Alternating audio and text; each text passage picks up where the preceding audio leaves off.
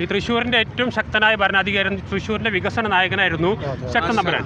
ആ ശക്തി തിരിച്ച് തൃശ്ശൂരിന് ലഭിക്കണം. അതിനുവേണ്ടിയുള്ള ആദ്യത്തെ സമർപ്പണം നടത്തും. നിരവധി രാഷ്ട്രീയ വിഷയങ്ങളുണ്ട്. രാഷ്ട്രീയ വിഷയങ്ങളല്ല, നിങ്ങൾ ഉന്നയിച്ച വിഷയങ്ങൾക്കെല്ലാം ഇന്ന് ചീഫ് ഇലക്ഷൻ കമ്മീഷൻ മറുപടി പറയും. എന്തുകൊണ്ട് ഞാൻ മറുപടി പറഞ്ഞില്ല? മറുപടി പറയേണ്ടത് അവരാണ്. ഞാൻ മന്ത്രിയാണ്. ഇപ്പോൾ ആ ഉത്തരവാദിത്വം ഞാൻ പെർഫെക്റ്റായിട്ട് കീപ്പ് ചെയ്തിട്ടുണ്ട്. മറുപടി പറയേണ്ടവർ ഇന്ന് മറുപടി പറയും. ചോദ്യങ്ങൾ കൂടുതലുണ്ടെങ്കിൽ അവരോട് ചോദിച്ചോളൂ. ഇല്ലെങ്കിൽ പിന്നെ അവരത് സുപ്രീം കോടതിയിൽ എത്തിക്കുമ്പോൾ സുപ്രീം കോടതിയോട് നിങ്ങൾ പോയി ചോദിച്ചാൽ മതി കേട്ടോ.